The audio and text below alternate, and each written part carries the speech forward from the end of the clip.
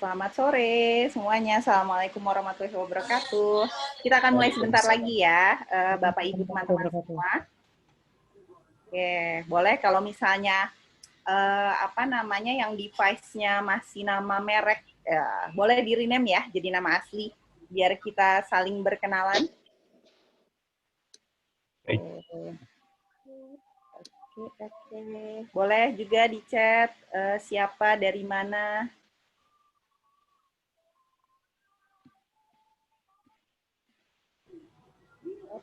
Sebentar.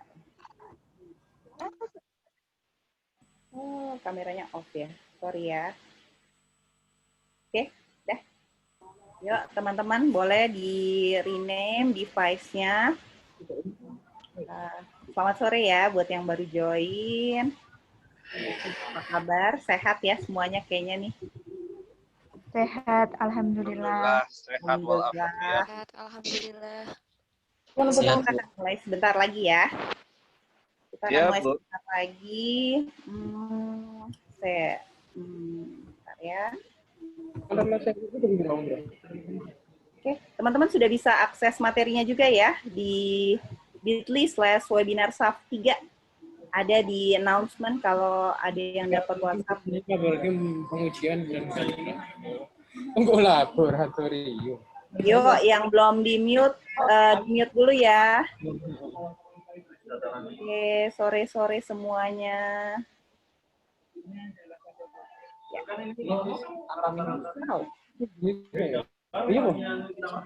Nah, ada laboratorium Kesmafet nih, DKI, salam kenal Bapak. Selamat sore Bu, salam kenal. Oke, yuk semuanya boleh. Nanti kita akan mulai sebentar lagi ya. Pak, ada ITS Surabaya.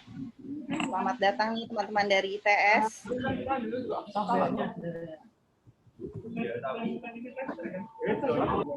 Ini banyak ya. Yuk, jangan lupa yang belum di-mute dulu ya suaranya. Boleh. Oh, Uisi. Wow, oke. Siap. Sebentar deh, saya belum jadikan Pak Mulyono.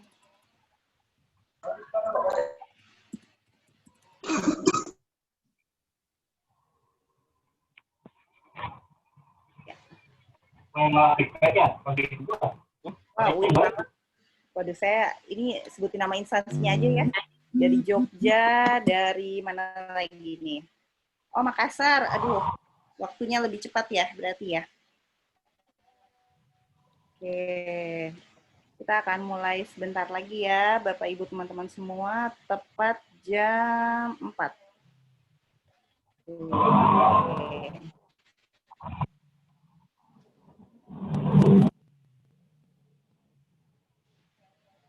Ini ada berapa? Oh, 300-an. Oh iya, ya. Oke, salam praktisi lab nih. Oke. Ya, salam kenal. Oh, bentar ya. Kita akan mulai sebentar lagi ya, Bapak Ibu. Boleh kalau yang namanya mau di-rename, boleh. Sambil kita admit semua, biar bisa join dulu ya. Oke. LPP.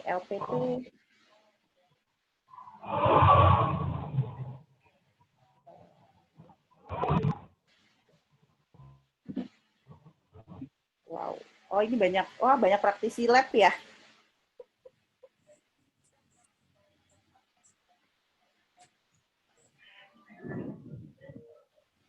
Ya, selamat sore ya yang baru bergabung, teman-teman semua. Assalamualaikum warahmatullahi wabarakatuh. Kita akan mulai tepat jam 4 ya. Kita akan mulai tepat jam 4. Boleh dipersiapkan. Oke, teman-teman kalau misalnya mau ambil materinya boleh ke link yang sudah dibagikan ya. bit.ly/webinar-3. Gitu ya. Nanti e-sertifikat juga bisa ambil di situ, recording juga ambilnya di situ ya. Oke. Sebentar ya, Bapak Ibu, teman-teman semua. Oke, boleh.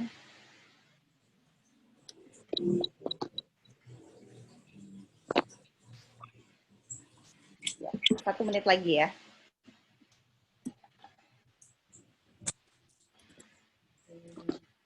Ya, boleh sambil nunggu teman-teman silakan isi presensi. Ya, saya kasih sambil nanti saya opening sebentar ya. Halo Salma, di sini ada juga Mbak Silma dari SAF. Halo Bu, Yuk, halo semua teman-teman. Silma dan Salma, ini ada Salma juga Sal. Oh, Jambi, aduh banyak ya. Saya belum ke seluruh Indonesia sih ya. Oke, yuk teman-teman silakan sambil mengisi presensi ya. Oke, kita akan sudah tepat jam 4. Baik, Assalamualaikum warahmatullahi wabarakatuh. Selamat sore Bapak Ibu teman-teman semua.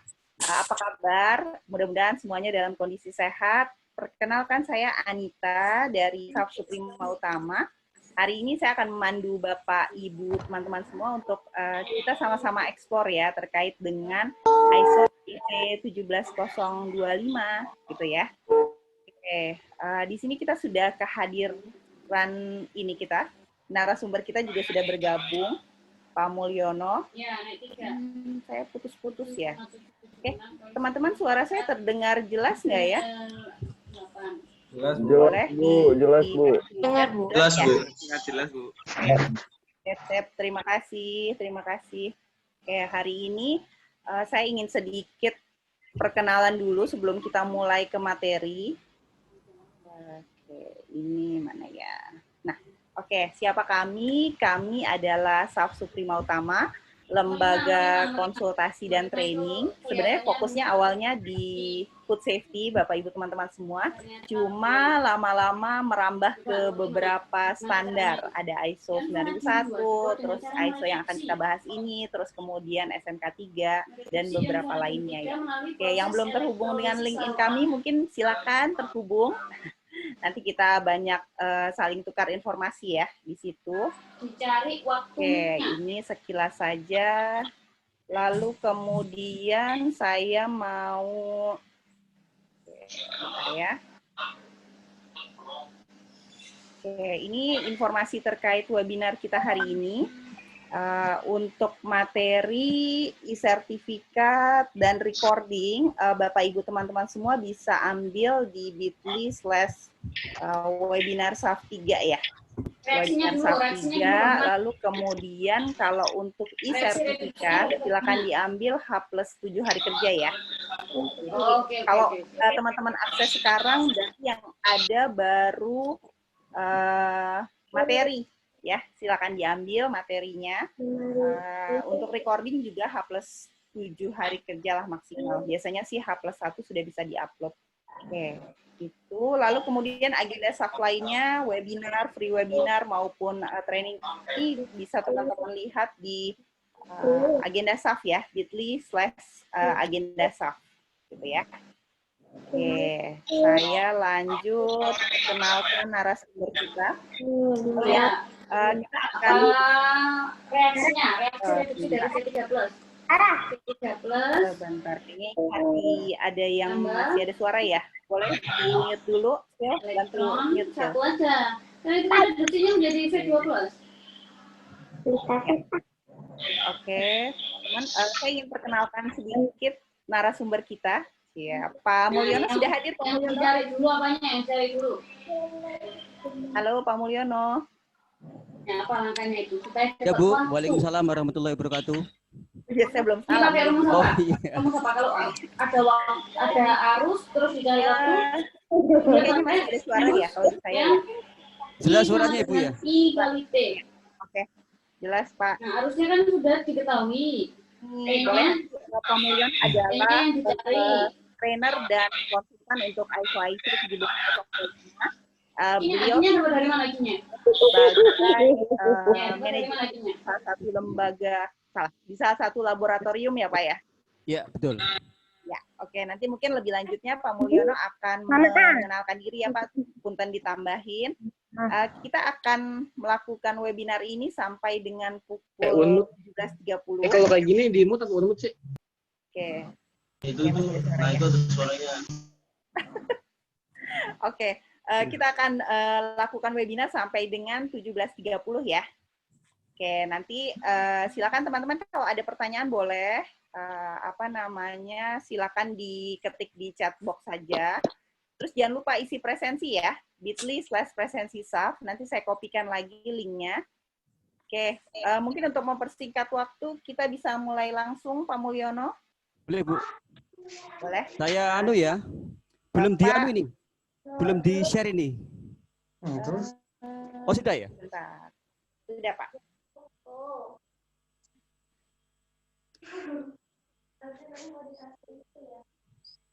Oke, sudah bisa share screen, Pak? Sudah ya? Sudah masuk ya? Sudah. Yes. Oke. Ya, Assalamualaikum warahmatullahi wabarakatuh. Waalaikumsalam. Waalaikumsalam. Warahmatullahi wabarakatuh. Teman-teman semua ya. Saya manggilnya teman aja lah. Waalaikumsalam. Boleh, boleh. Kan kita teman semua, Pak. Ya, jadi pada sore hari ini di Semarang mendung ini, Bu. Jadi pas ini kalau kita belajar ISO 11225 ini. Oh, pas ya. Ya. Mendung-mendung belajar ISO IC ya. Jadi 1,5 jam ke depan kita akan sama-sama belajar terkait dengan apa sih ISO IC 11225 2017. Ini Bapak Ibu, saya memperkenalkan diri dulu ya. Nama saya Mulyono ini. Jadi dari namanya sudah kelihatan itu ya, orang mana itu ya. Ya. Kayaknya nggak mungkin lah nama Mulyono orang Batak, nggak mungkin. Saya dari Semarang Bapak Ibu ya, dari Semarang. Ya. Kemudian sehari-hari saya bekerja di sebuah lab pengujian. Saya kebetulan dipercaya sebagai manajer mutu. Juga kadang-kadang bantu di pengujian. Untuk kompetensi pengujian saya di pengujian kimia, fisika, juga sensori ya, atau organoleptik. Kemudian juga selain bekerja di sebuah lab, saya juga sering diminta sama beberapa lab, beberapa provider untuk isi terkait dengan materi ISO 11225 2017. Termasuk dengan SAF ini ya. Ini sudah lumayan lama ya Bu ya, kita bekerja sama. Iya Pak, lumayan lama kenal ya. Kenalnya virtual ya. Bisa dong. Selain sebagai trainer, saya juga ini dapat ini juga ya, dapat tugas ini dari beberapa lab untuk mendampingi Sun Doc Six Smooth sama pendampingan akreditasi. Ini saat ini saya dua lab ini yang saya dampingi ini ya, untuk menyusun dokumen ya. Kemudian di sebelah kanannya itu ada akun saya ya, itu silahkan di-add itu. Itu ada IG, ada LinkedIn, ada website juga ya. Silahkan nanti teman-teman semua bisa dibuka itu. Silahkan kalau misalkan berkenan mau meng-add saya silahkan ya. Ya, kemudian di bagian belakang itu yang bit.ly training 25 itu juga website saya itu. Jadi saya banyak mengisi terkait dengan ISO 11225. Demikian Bapak Ibu, perkenalkan diri saya. Kemudian pada sore hari ini ada 4 materi ya akan saya sampaikan ya. Yang pertama, kenapa sih lab harus diakreditasi? Ya, pentingnya apa ya?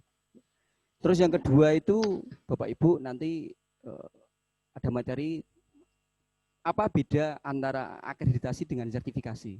Itu juga Bapak Ibu harus tahu itu ya. Jadi jangan sampai salah kaprah ya. Kita mau mensertifikasi 2001 tapi kekan. Tidak melayani kan itu sertifikasi 2001 ya. Dan yang ketiga nanti kita akan bahas tentang akreditasi ISO 11225. Dan yang terakhir kita sedikit akan mengupas klausul 11225 itu apa saja. Klausulnya lumayan banyak Ibu ya, dari klausul 41 sampai 89 ya. Pak, ini share screen-nya sudah di-share atau sudah ya? Sudah ya. Sudah di-share kan? Sudah bisa lihat. Teman-teman sudah lihat semua ya share screen-nya ya? Ya Pak, sudah Pak. Kelihatan ya? Oke. Oke, ya Kelihatan Pak. Pak. Sudah Pak, sudah. Ya. Ini Bapak Ibu, saya ngambil contoh terkait dengan yang pertama tentang pencemaran lingkungan hidup ya. Jadi kalau kita misalkan melihat ya di suatu kawasan industri atau di dekat rumah kita itu ada suatu pabrik, dia menghasilkan asap yang pekat gitu ya. Kita nggak bisa itu mengklaim bahwa dia sudah mencemari lingkungan atau nggak bisa. Jadi secara visual itu tidak bisa kita mengklaim, kita lapor kepada pihak berwenang ya, apa kepolisian atau kejaksaan. Ini pabrik A ini sudah mencemari ini, tandanya dia asapnya hitam, nggak bisa Bapak Ibu. Itu tetap harus dengan uji laboratoris ya. Dan yang gambar kanan itu juga sama itu. Dia ada satu industri, dia membuang limbah air ya, limbah cair ke badan air. Kita juga nggak bisa mengklaim bahwa perusahaan itu dia sudah mencemari lingkungan ya. Tidak bisa sebuah visual ya, penampakan visual itu atau penampakan bau itu kita klaim bahwa itu dia mencemari lingkungan, nggak bisa. Ya. Dia harus ada uji laboratoris untuk membuktikan apakah suatu industri itu dia mencemari lingkungan atau tidak. Ya. Jadi dia ada ambang batasnya nih. Udara itu ada ambang batasnya. Dia SO2-nya maksimal berapa, nitrogen dioksidanya maksimal berapa, kemudian partikulatnya maksimal berapa, harus ada itu. Ya. Demikian juga air itu juga sama. Dia ada ambang batasnya. Ya. Itu satu ya. Jadi itu yang banyak itu. Lab lingkungan banyak itu. Ya, karena memang di perusahaan itu kan punya kewajiban ya. Tiap 3 bulan sekali kan harus mengujikan di lab yang terakreditasi. Ya.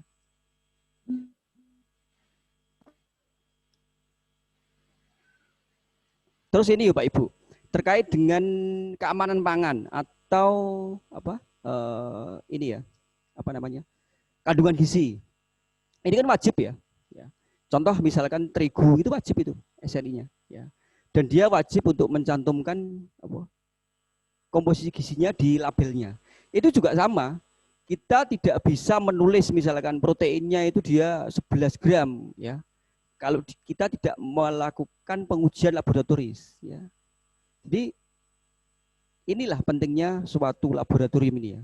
Jadi yang pertama tadi saya mengambil contoh terkait dengan lingkungan, ini terkait dengan pangan. Ya. Ini macam-macam ya. Yang kanan itu gambar sarden ikan ini. Dia ada aturan itu, bobot tuntas ya.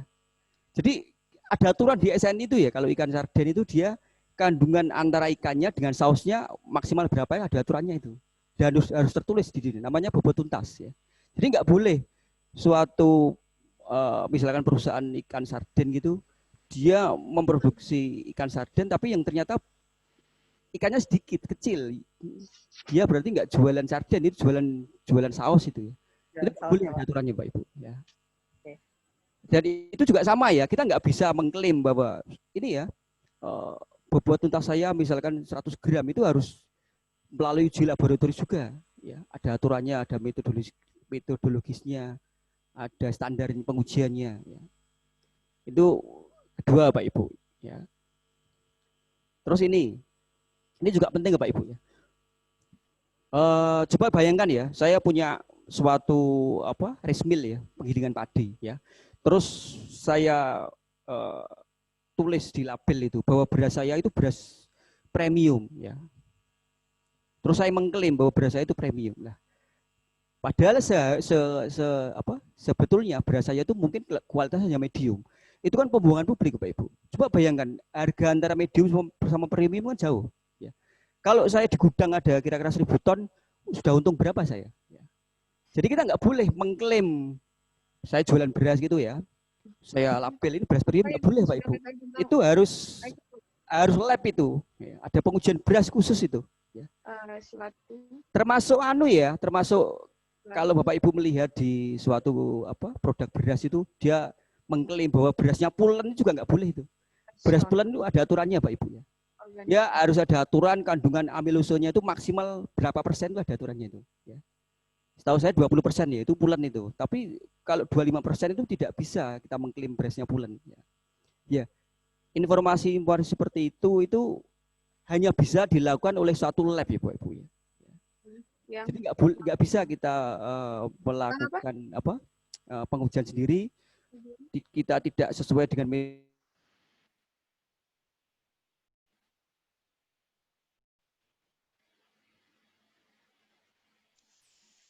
Maaf Pak, mic-nya mati Pak. Bentar Pak. Pak Mulyono mati, maaf Pak. Iya, sorry. Ya. Beberapa tahun kemarin kita kan dihebohkan ya oleh ini ya berita yang kandungan kopi ada sianidanya itu ya. Itu juga nggak bisa kita mengklaim bahwa kopi itu ada sianidanya atau mengandung apa kalau tidak ada uji laboratoris ya. Kepolisian itu pasti dia ada uji laboratoris untuk menentukan bahwa dalam kopi itu ada sianidanya ya. Terus yang kemarin itu ya ada ibuh beras asli sama beras plastik itu juga sama. Jadi hal-hal kayak gini itu tidak bisa dilakukan oleh dalam tanda kutip ya orang awam, itu harus oleh lab ya. Itu Pak Ibu. Makanya di Indonesia ini di Undang-Undang 20 tahun 2014, nanti silakan di-download lah ya, Undang-Undang 20 tahun 2014. Itu judulnya apa? Undang-Undang SPK ya istilahnya singkatannya ya. Standarisasi dan penilaian kesesuaian. Ya. Itu jelas itu ditulis di undang-undang itu bahwa ketika suatu laboratorium ketika dia melakukan kegiatan pengujian itu harus dilakukan oleh lab yang sudah terakreditasi Pak Ibu. Ya. Karena apa? Karena kita harus bisa mempertanggungjawabkan bahwa hasil pengujian kita itu betul ya, valid. Ya. Valid itu ya presisi ya, akurat ya, yang akuntabel lah bahasanya. Nah, di Undang-Undang 20 tahun 2014 itu juga ada ada penjelasan di situ. Jadi di negara kita terkait dengan infrastruktur kualitas atau infrastruktur standar itu ada 3 lembaga ya atau 3 badan yang dia bertanggung jawab ya. Ini dia berdiri sendiri-sendiri Pak Ibu ya. Ya. Yang tengah itu namanya BSN ya, Badan Standarisasi Nasional. Dia tugasnya apa? Bikin standar ya. Jadi BSN itu tugasnya satu, dia bikin standar. Dia bisa bikin sendiri cara kita mengidentifikasi gimana. Biasanya kalau bikin sendiri itu langsung ya. SNI 1, 2, 3, 4 2014 gitu, contoh ya. Itu artinya BSN bikin sendiri itu. Ya. Tapi ada juga standar yang dia tidak bikin sendiri BSN, tapi dia mengadopsi dari standar lain. Ya contohnya apa ya? ISO 11225 ini ya. Jadi ISO 11225 2017 ini ketika dia diadopsi oleh BSN, dia tidak boleh meninggalkan identitas selamanya ya. Makanya namanya kan nyambung itu. SNI ISO IC 11225 2017 ya. Kalau Wak Ibu nanya, bedanya apa sih SNI 11225 dengan ISO 11225? Bedanya hanya satu Pak Ibu. Yang ISO itu bahasa Inggris, yang SNI bahasa Indonesia. Bedanya itu. Ya. Jadi BSN dia tidak membuat standar baru ya. Dia hanya mengadopsi saja. Mentranslate lah ya, dari Indonesia, dari Inggris ke Indonesia. Ini tugasnya BSN nih. Yang kanan kan ya. Kan itu gini Bapak Ibu. Jadi kalau BSN itu dia membuat standar, kan itu yang melakukan penilaian. Apakah suatu lembaga itu ketika menerapkan standar itu sudah betul atau enggak? Nah, itu kan tugasnya ya. Komite Akreditasi Nasional. Ya. Dan apa yang dinilai oleh kan ini nanti ya, banyak ya, penilaian oleh kan itu banyak. Kemudian yang kiri, namanya KSNSU ya, Komite Standarisasi Nasional untuk Satuan dan Ukuran. Dia bertanggung jawab terkait dengan metodologi ya Pak Ibu, pengukuran. Makanya dia nyimpen ini, standar meter, standar panjang, standar berat, standar waktu ya. Semuanya disimpan di sini karena dia memang pertanggungjawaban terkait dengan metodologi di Indonesia ya. Gitu Pak Ibu. Kemudian saya ambil satu ya, kan ya, Komite Akreditasi Nasional. Ya. Di Undang-Undang 20 tahun 2017 sudah dijelaskan itu jelas. Jadi kegiatan penilaian kesesuaian itu ada 3 Pak Ibu. Satu itu bisa diwujudkan dengan kegiatan pengujian, kedua bisa diwujudkan dengan kegiatan inspeksi, dan yang ketiga dengan kegiatan sertifikasi. Nah, seperti ini ya. Kalau kegiatan pengujian itu namanya ISO 11225. Itu untuk lab pengujian sama lab kalibrasi ya. Tapi kalau lab medik dia ISO 15189. Kalau inspeksi itu ISO 11220. Kalau yang sertifikasi, wah lebih banyak lagi itu. Karena sertifikasi itu dia bisa sertifikasi produk, proses, jasa, sistem manajemen, personil, itu SN-nya sendiri-sendiri tuh. Kalau produk, proses, jasa dia ISO 17265 ya. Sistem manajemen 1721. Kalau yang personil ISO 1724 itu ya. Ini semuanya produknya kan ya Mbak Ibu ya. Jadi ini semua yang saya tulis di sini produknya kan ya. Dia agen tunggal ya. Jadi satu-satunya lembaga akreditasi yang ada di Indonesia itu hanya KAN ya, Komite Akreditasi Nasional. Itu kantor pusatnya di Tamrin itu. Sekantor sama BPPT ya. Ya. Ini kalau dibuat dalam bentuk bagan yang lebih sederhana seperti ini Pak Ibu.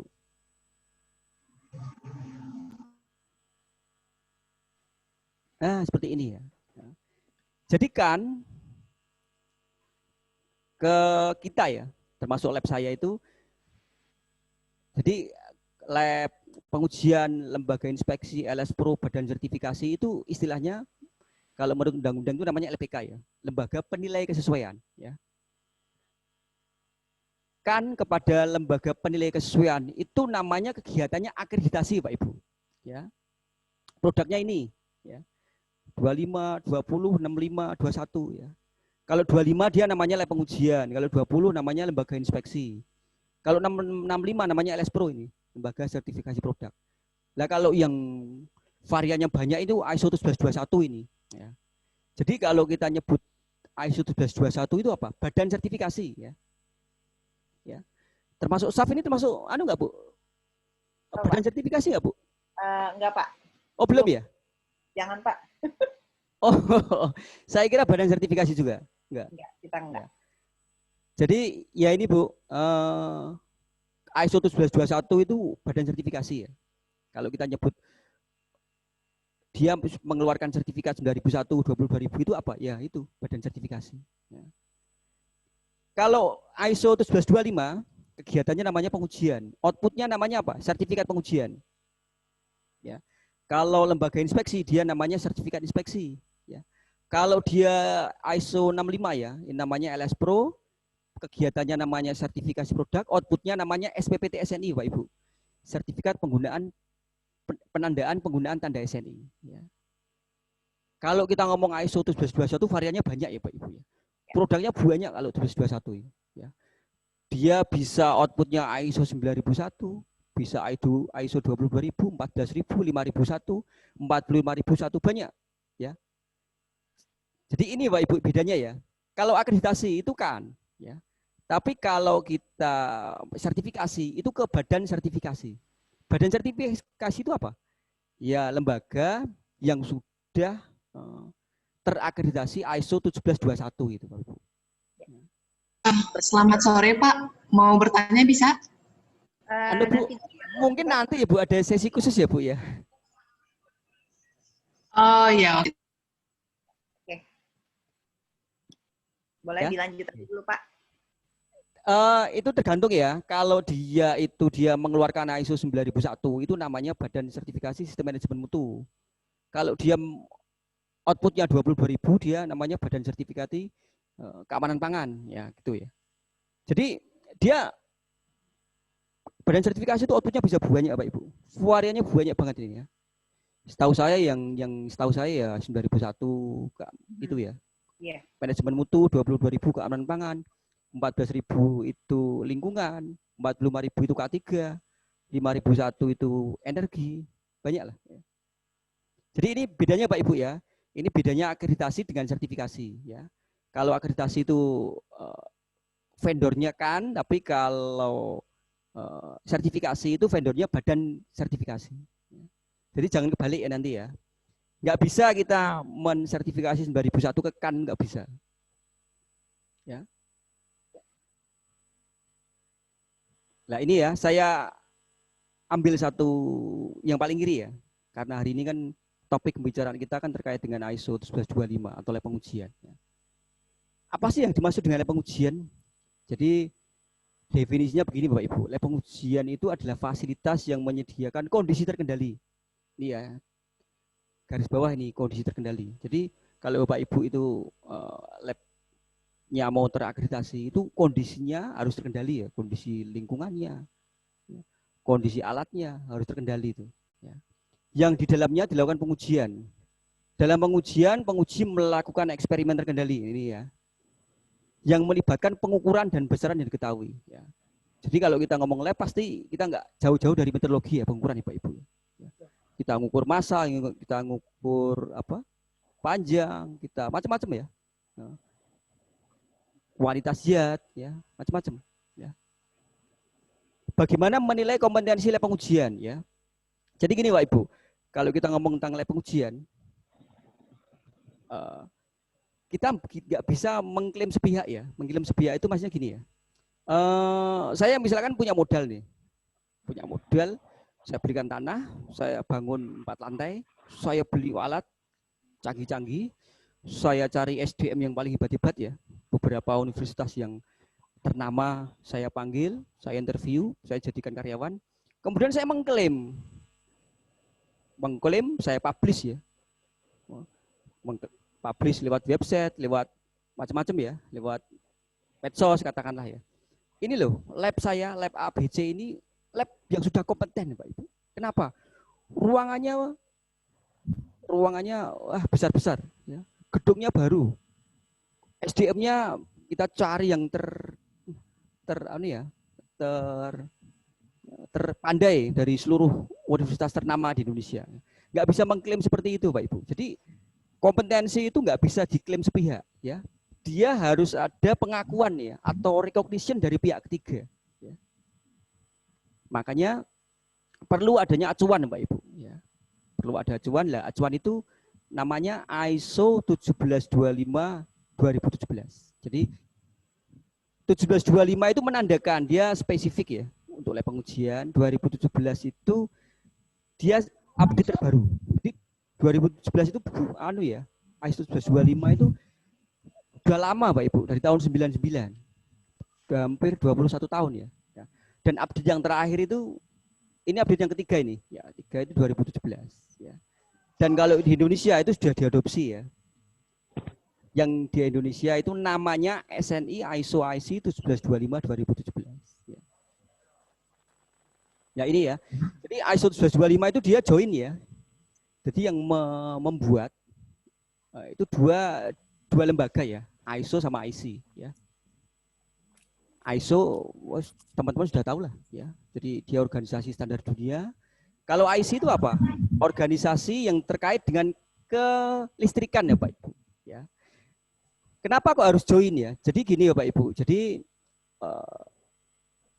dengan join ini pengennya itu ISO 1125 itu tidak hanya diaplikasikan di ini ya, tidak hanya diaplikasikan di lab-lab misalkan lab kimia, mikrobiologi, lab mekanik gitu ya. Tapi juga bisa diaplikasikan di lab-lab listrik Pak Ibu ya. Jadi bisa diaplikasikan misalkan di ada pabrik pembuatan baterai gitu, dia nguji ini kapasitas baterainya berapa, itu bisa ya.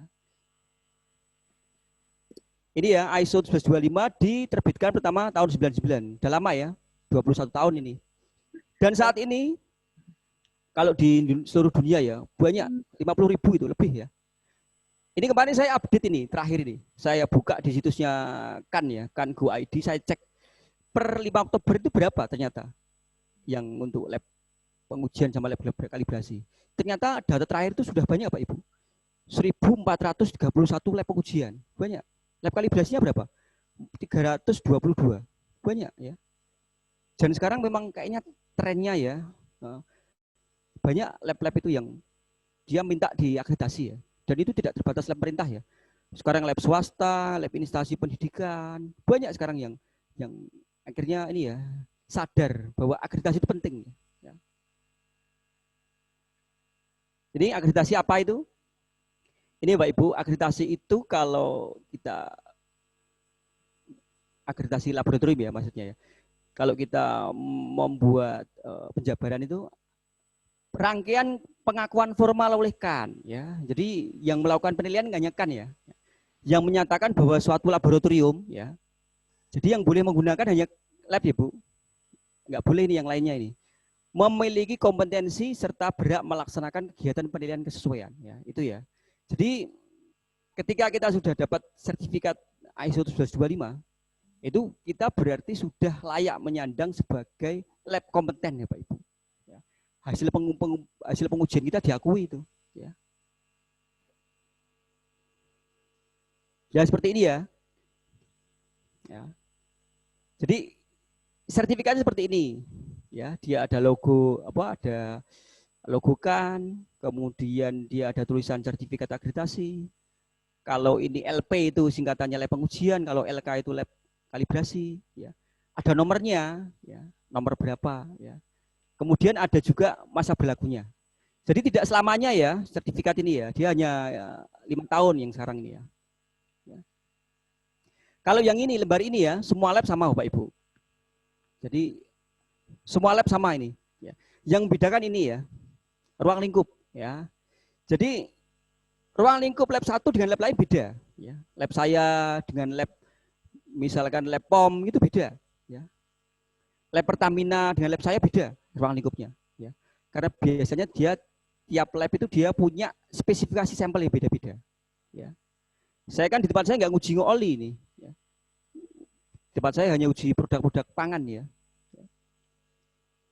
Jadi ada lab itu yang ruang lingkupnya hanya 1 lembar itu. Ada yang 2 lembar. Tapi saya pernah ngecek itu ada 1 lab itu yang ruang lingkupnya sampai 22 lembar Pak Ibu. Itu kalau itu misalkan dia akreditasi itu bisa seminggu itu. Mungkin lebih itu. Saking banyak ruang lingkup ya. Dan ruang lingkup itu tergantung kita ya. Kita mau meminta berapa ya. Biasanya semakin banyak ruang lingkup yang kita ajukan, ya nanti jelas saat proses akreditasinya lebih lama ya, lebih lama, asesornya juga lebih banyak.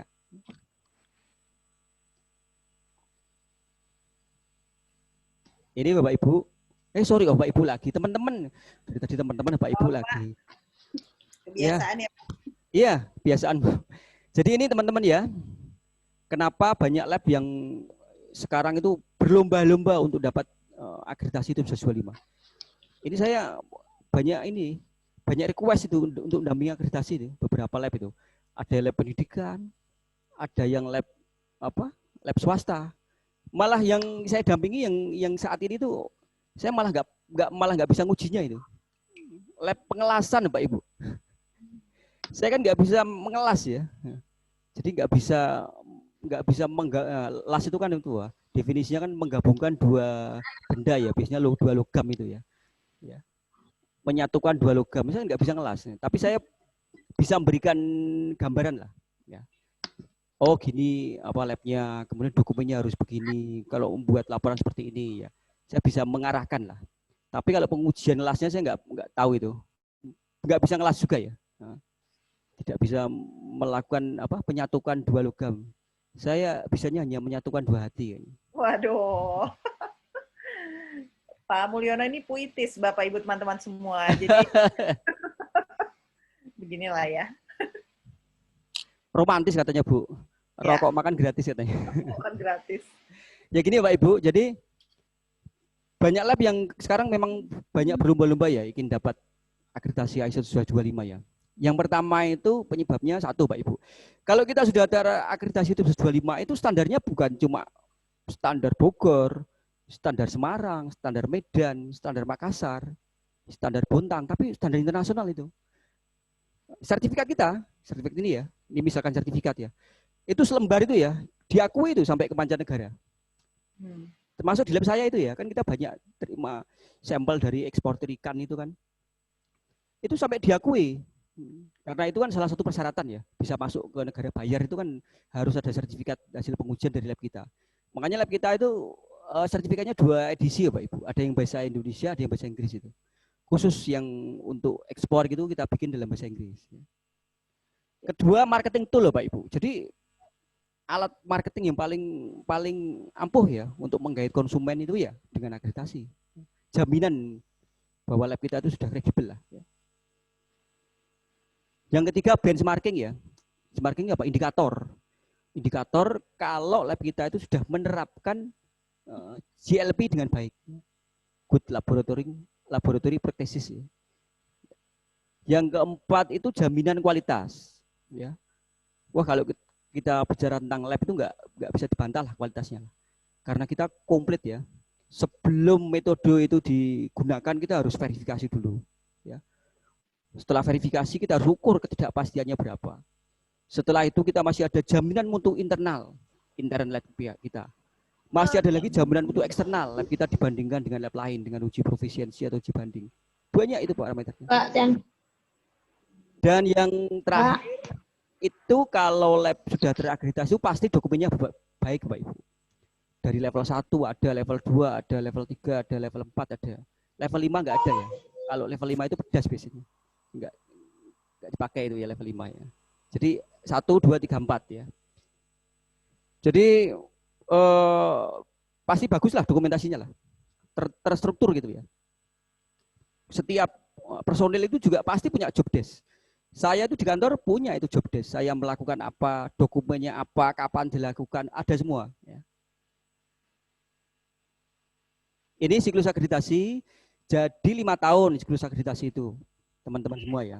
Cuman selama 5 tahun itu kita punya kewajiban surveillance 2 kali. Ya. Surveillance-nya kapan ya kira-kira ini ya? Antara bulan 15 sampai 18 dan bulan 36 sampai 39. Ya. Jadi ya kira-kira 2 tahun sekali lah surveillance itu. Ya. Ya ini, jadi ISO 17225 itu dia punya dua cabang ya Pak Ibu ya. Dia secara manajemen dia ikut ISO 9001. Tapi dia secara teknis dia ikut kaidah GLP ya, Good Laboratory Practices. Makanya untuk yang terkait dengan klausul manajemen ya. Klausul manajemen itu apa sih? Ya dokumentasi, pengendalian dokumen, tindakan peningkatan, audit internal, kaji ulang manajemen. Itu dia ikut ISO 9001.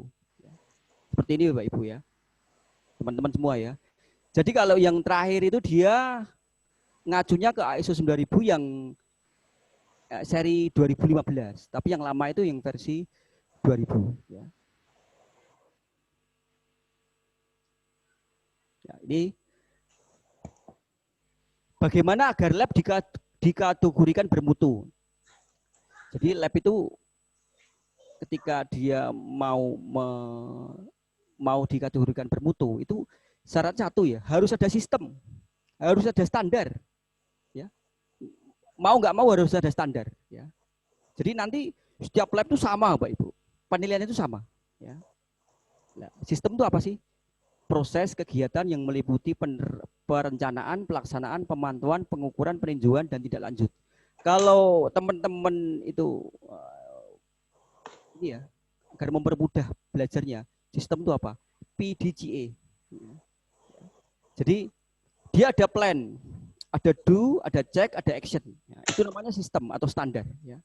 Nah, nanti kita bedah satu-satu ya. Di 1725 itu yang plan mana, yang do mana, yang check mana, yang action mana. Nanti kita bedah satu-satu. Ya.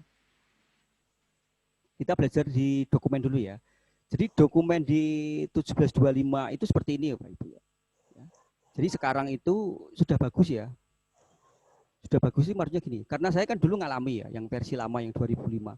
Itu dulu campur aduk Pak Ibu. Karena dia klausulnya hanya 2. Klausul manajemen sama teknis. Dia campur aduk di situ. Dia strukturnya masuk ke situ. Infrastruktur masuk ke situ. Proses ke situ. Manajemen mutunya di situ. Jadi ya campur. Kalau sekarang sudah dibedakan ini. Jadi sekarang sudah bagus ini. Jadi sudah ada pembedaan ya. Nah, jadi sudah dibedakan ya. Jadi seperti ini. Yang paling ini ya kok mungkin teman-teman yang mungkin baru-baru belajar tentang ISO kok langsung klausul 4 ya. 1 2 3-nya apa? Gini Bapak Ibu ya. Bapak Ibu lagi, teman-teman sorry. Aduh biasa Bapak Ibu kelupaan terus ya. Orang tua Pak.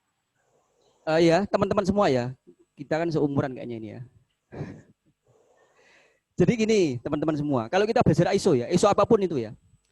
22.000 kah? 9.001 kah? Itu diinget-inget ya. Kalau klausul 1 itu apa? Ruang lingkup. Ya, ingat itu. Klausul 2 apa? Acuan normatif. Klausul 3 apa? Istilah definisi. Diapalin itu. Semua klausul ISO sama. Ya. Jadi 1 itu ruang lingkup. 2 itu acuan normatif, 3 itu istilah definisi.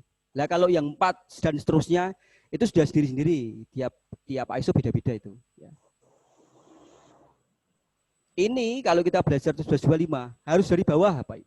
Ya teman-teman ya.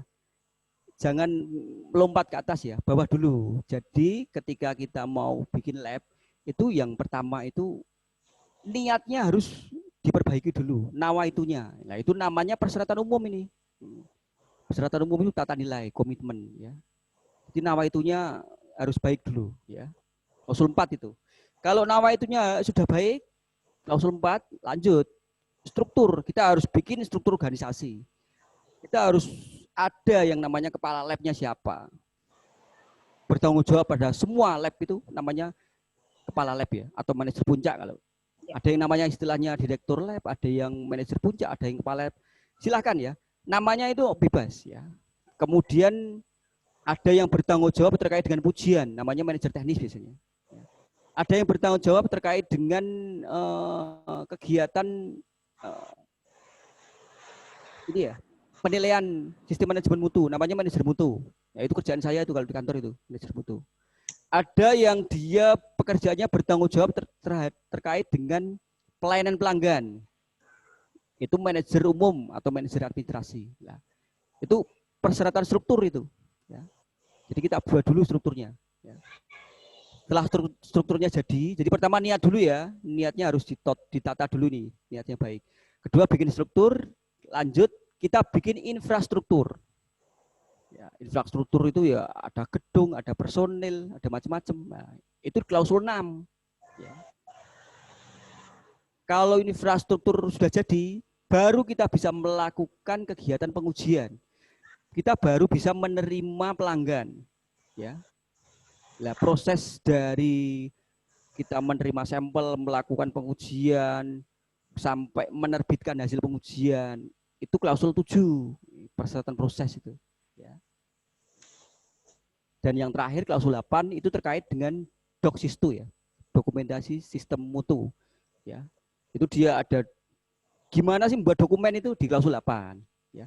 Gimana kita melakukan kegiatan peningkatan di klausul 8. Setiap tahun kita wajib melakukan kegiatan audit internal klausul 8 itu. Ya. Bagaimana kita melakukan review manajemen ya. Ya. Kita menilai apakah kinerja kita bagus atau tidak. Itu di klausul 8 itu. Ya. Jadi urut ya, dari bawah ke atas itu. Kita nggak bisa langsung, tiba-tiba langsung melakukan pengujian, nggak bisa. Tadi dari bawah dulu dipenuhi sampai ke atas. Nah ini Pak, teman-teman semua ya. Plan itu seperti ini ya. Ya. Jadi kegiatan plan itu seperti ini. Jadi kalau paling atas tuh klausul umum ya, atau klausul ini ya, komitmen atau tata nilai ya. Jadi kita ketika melakukan kegiatan lab itu asasnya 1, Bapak Ibu. Yang pertama itu, 2 ya, tidak berpihak. Jadi ketika kita melakukan kegiatan pengujian, itu ya harus sesuai dengan data empiris yang ada di lab itu, ya. Data material. Kita nimbang berapa gram tulis, kita titrasi berapa mili tulis, termasuk perhitungannya. Nah, itu harus tertelusur ya. Jadi nanti harus tertelusur, benar nggak itu nimbangnya segini, titrasinya segini, kalau sudah dinilai dilakukan perhitungan nilainya segini, harus tertelusur itu. Ya. Jadi 1 harus tidak berpihak. Jadi nggak boleh ya kita melakukan pengujian itu by request ya. Ada konsumen datang, saya mau request nih, setahun saya mau mengujikan 1000 sampel, tapi saya minta datanya bagus-bagus ya, nggak bisa. Ya. Jadi pengujian itu harus dengan bukti material yang konkret ya, bukan mengada-ada ya. Kalau mengada-ada itu bukan pengujian, itu namanya gibah itu. Gibah. Gosip itu Pak, gosip. Ya betul Bu. Setelah kita menerapkan ketidakberpihakan, ada 2 klausul lagi, 1 klausul lagi ya, namanya kerahasiaan. Kerahasiaan itu artinya apa? Seluruh informasi dari konsumen, dari sampel datang sampai jadi hasil pengujian, itu harus kita rahasiakan ya dari pihak lain. Jadi yang tahu itu hanya lab, konsumen, dan Tuhan itu. Ya. Jadi kita nggak boleh ya, nggak boleh kita melakukan pengujian, di foto-foto, di share di medsos, nggak boleh itu. Ya hari ini ya guys, melakukan pengujian, ternyata hasilnya formalnya tinggi, oh nggak boleh itu. Ya. Jadi harus dijaga kerahasiaannya. Bahkan kalau itu kita share ke ke medsos kita, ada yang tahu pelanggan itu, kita bisa dapat tuntutan hukum itu. Jadi hati-hati terhadap kerahasiaan ini. Ya. Terus plan yang kedua apa? Setelah kita menguatkan niat ya, struktur. Ya. Jadi klausul 5 itu struktur. Jadi untuk struktur ini bebas ya. Ada yang labnya itu lab pemerintah boleh, lab swasta boleh, NGO boleh. NGO itu LSM ya, boleh. Ya. Lab pendidikan boleh. Saya kebetulan baru mendampingi ada suatu universitas di Jawa Timur ya, besar itu. Ya.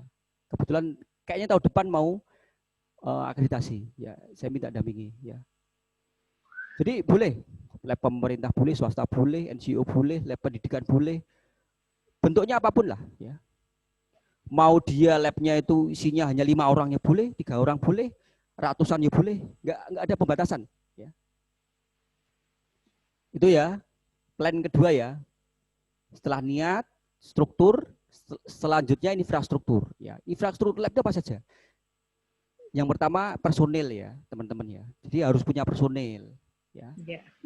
Di klausul ini diatur, maaf ya, saya untuk yang klausul ini hanya memberikan penjelasan terkait dengan ini ya, prinsip-prinsip dasar saja. Personil itu gimana? Jadi di klausul 62 itu prinsipnya gini Pak Ibu. Jadi ketika menerima personil itu kita harus tentukan dulu kualifikasinya. Ya. Oh, saya menerima analis kimia. Syaratnya harus apa ini? Ya, tentukan. Kemudian cara pemilihannya bagaimana? Kemudian kalau sudah masuk, kita untuk meningkatkan kompetensinya caranya gimana? Dengan pelatihan. Ya. Setelah itu peningkatan kompetensi, kita nilai kompetensinya. Ya, itu di klausul 62 nih. Personil. Terus lanjut 63 ya. 63 itu terkait dengan fasilitas lab. Fasilitas lab itu apa Pak Ibu? Fasilitas lab itu yang selain alat ya. Kalau alat itu 64. Kalau fasilitas lab itu gedung, AC, air, listrik, ya. K3 itu semua lab itu. Meja, blower itu fasilitas. Ya. Harus disediakan itu. Ya. Jadi nggak boleh kita sampelnya banyak, konsumennya banyak, tapi ternyata gedungnya hanya kecil, kasihan analisnya ya. Ada aturannya itu. Per orang itu harus berapa meter itu dia, space-nya itu ada aturannya itu. Kemudian selain fasilitas lab ada kondisi lingkungan. Kondisi lingkungan itu artinya gini, ketika kita melakukan pengujian itu, kita harus jaga ini kondisi lingkungannya. Terutama yang pengujian-pengujian yang sifatnya dia rentan mengalami perubahan ya. Contoh pengujian mikrobiologi itu ada aturannya ya. Suhunya misalkan 20 plus minus 3 itu ada aturannya. Kelembabannya harus berapa ada aturannya. Malah di tempat saya itu lab mikrobiologi ada pembatasan akses. Yang boleh masuk hanya maksimal berapa orang ada itu. Ya. Karena mikro itu nggak main-main ya.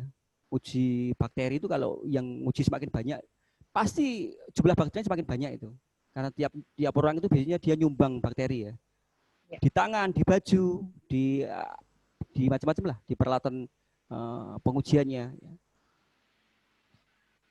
Terus yang berikutnya fasilitas yang diperlukan alat ya.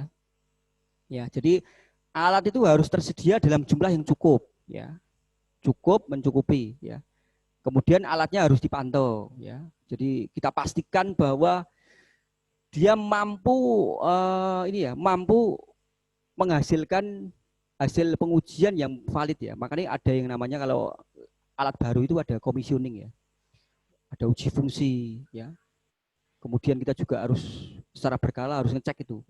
Namanya cek antara itu lah. Apakah labnya itu masih berfungsi dengan baik ya. Kemudian lanjut setelah alat kita juga ada klausul terkait dengan ketertelusuran metrologi. Perlu teman-teman ketahui ya. Semua alat lab itu banyak yang menghasilkan output berupa hasil pengukuran. Contoh ini, saya punya sketmat ini. Ya. Sketmat ini. Contohnya ya Pak. Ya, saya harus menjamin ini bahwa sketmatnya ketika saya ngukur ya, saya punya mouse katakanlah. Ini mouse saya itu benar nggak ini? Dia lebarnya 4 cm katakanlah, benar nggak? Ya. Untuk menjamin itu harus ada yang namanya ketertulisan metrologi. Ya. Biasanya ya dengan kalibrasi. Ya. Kalibrasi itu menjamin bahwa hasil pengukurannya itu benar. Ya. Itu kalau alat ukur. Kalau pengujian bagaimana penjaminannya? Kita harus punya referen material ya. Saya ada itu pengujian proximat itu kita punya referen material. Referen material itu apa? Sampel yang ada nilainya. Ya. Jadi saya punya referen material proximat itu. Bentuknya tepung. Itu ada nilainya itu. Proteinnya berapa, airnya berapa, abunya berapa, lemaknya berapa. Jadi secara berkala itu dipakai. Jadi tidak cuma hanya kita nguji sampel saja, tapi juga referen material harus diuji juga. Itu sebagai indikator ya, kalau pengujian kita itu benar. Itu 65 ya. 66 apa? 66 gini ya, prinsipnya ya. Ketika di lab itu nggak mungkin semuanya dibuat sendiri. Contoh media, reagen, glassware, alat, nggak mungkin lah bikin sendiri. Servis alat, servis AC, ya nggak mungkin itu dikerjain sendiri. Nah itu semua yang ngatur terkait dengan itu perlu adanya pihak ketiga. Ya. Nah semua yang pihak ketiga itu nanti yang ngatur 66. Ya. Penyedia jasa dan barang eksternal. Ini ya, jadi plannya awal itu terkait dengan nawaitu ya, 4 itu nawaitu itu ya. 5 itu struktur, 6 itu infrastruktur, yang 8 dokumen ya. Kita harus punya dokumen ya. Dokumen itu ya level 1, level 2, level 3, level 4 ya. Itu terkait dengan plan. Jadi ini plan itu wajib ya. Sebelum lab itu dia operasional, sebelum wajib ini dipenuhi dulu. Ya. Nggak boleh sebelum ini dipenuhi ya. Nah setelah ini dipenuhi semua, kita baru bisa melakukan Nah, do-nya apa ini ya? Lebih banyak do-nya ya. Saya memberikan sedikit gambaran ya. Do itu dari awal 71 sampai 711 itu gini. 71 itu konsumen datang ke tempat kita ya.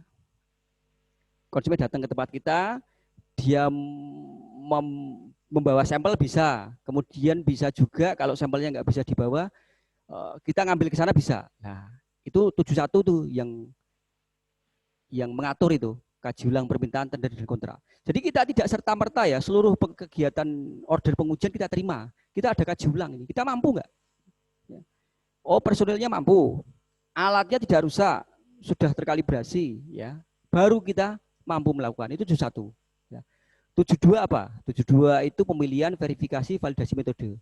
Jadi sebelum kita menggunakan suatu metode baku ya sebagai metode pengujian kita harus ada pemilihan itu Pak Ibu. Ya.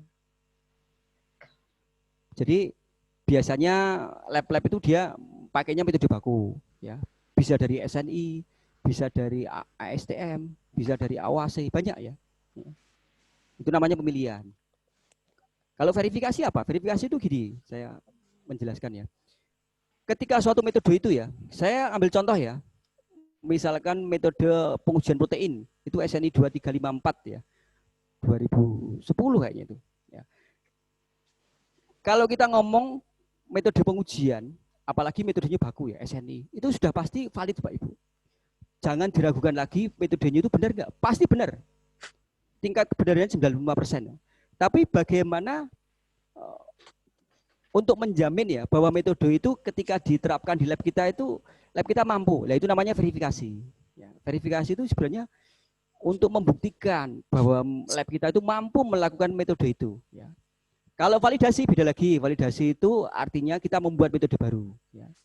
Lebih berat ini klausulnya ini daripada verifikasi. Ya. Saya nggak pernah itu validasi, jadi hanya verifikasi. Ya. Itu 72, 73 sampling. Sampling itu gini ya.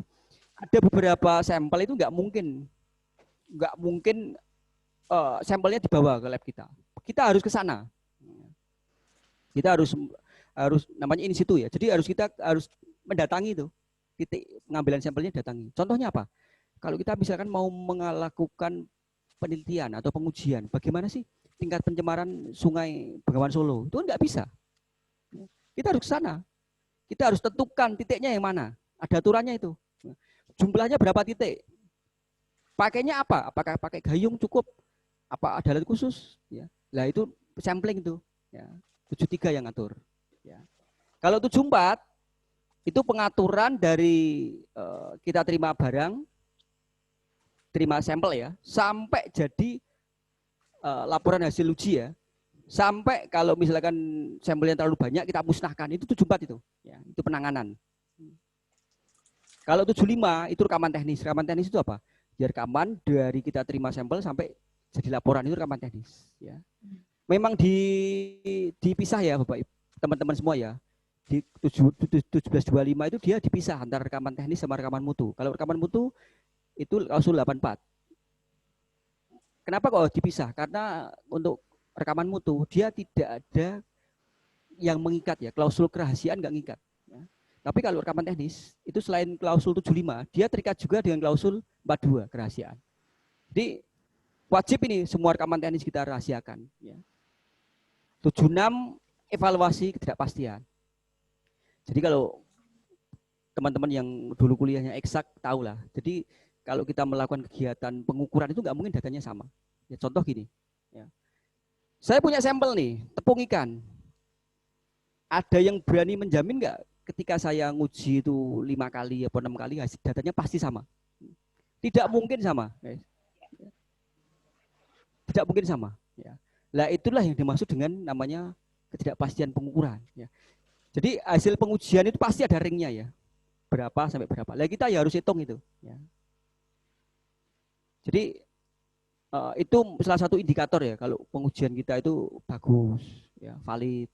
Kemudian alat ukur kita itu presisi ya, dengan pengukuran ketidakpastian ini. Ada aturannya itu. Ringnya harus berapa, ada aturannya itu ya. Ya. Kemudian 77 penjaminan mutu. Penjaminan mutu itu gini. Jadi kita bisa membuktikan bahwa pengujian kita itu dalam kontrol chart gitu loh ya, dalam dalam peta kendali itu ya. Ada 2 ya. Pertama itu dengan cara jaminan mutu internal 771, 772 dengan jaminan mutu eksternal. Jadi lab kita dibandingkan dengan lab lain. Ya. Klausulnya banyak ini 771. Saya bisa memberikan contoh 771 itu yang A ya, internal aja kira-kira A sampai K itu. Ada 11 kayaknya. Banyak. Salah satunya kita kalau kita nguji harus duplo, nggak boleh 1 ya. Ya. Dan kalau kita nguji duplo itu nggak boleh datanya berjauhan ya, harus berdekatan. Ya. Mungkin Bu Anita tahu Bu, kenapa harus berdekatan Bu? Nggak boleh berjauhan. Nanti kangen data Pak. pengujian. Ya? Nanti ini Pak, beda hasilnya mungkin. Enggak gitu Bu. Biasanya kalau berjauhan itu biasanya bikin kangen Bu. Oh kan? Saya udah mikir-mikir nih, kayaknya nggak mungkin saintifik nih jawabannya. Ya, jadi ada aturannya ya. Ya. Kalau di pengujian kimia itu namanya RPD itu. RPD itu rumusnya singkatannya relatif persen different ya. Selisih bagi rata-rata kali 100%. Itu nggak boleh kurang dari 5%. Itu ada aturannya itu. Ya. Itu salah satu klausul ya. Klausul lainnya banyak itu penjaminan. Ya. 78 laporan. Laporan itu apa sih? Ya sertifikat yang kita berikan ke konsumen. Kan nggak mungkin konsumen datang ke tempat kita memberikan sampel, hasilnya hanya lisan saja. Bu, hasilnya bagus Bu. Hasil protein Ibu 12%, nggak bisa. Harus ada harus ada di hitam di atas putih ya. Harus dalam bentuk selembar kertas gini. Ya. Walaupun sekarang ada beberapa lab yang elektronik bisa boleh juga. Jadi ada beberapa lab itu dia hasil pengujiannya tidak kertas Bu, tapi dalam bentuk PDF. Saya menjumpai itu, boleh. Ya. Dan yang 711 pengendalian data dan manajemen informasi itu gini. Dulu semua kegiatan pengujian itu buktinya itu harus dalam bentuk hard copy ya, tercetak, ya, harus tertulis. Sekarang enggak, ya. Saya nguji AS itu sekarang datanya PDF cukup. Jadi kalau asesor datang ya lihat komputer saya, buka PDF-nya, ya. Nah sekarang boleh itu. Lah tapi kalau kita bentuknya PDF gitu kita harus jamin bahwa komputer yang kita pakai atau peralatan elektronik yang kita pakai itu dia benar. Maksudnya dia menghasilkan pengujian yang benar. Kemudian aksesnya dibatasi, dikasih password. Kita jamin integritas datanya, tidak mudah berubah. Ya.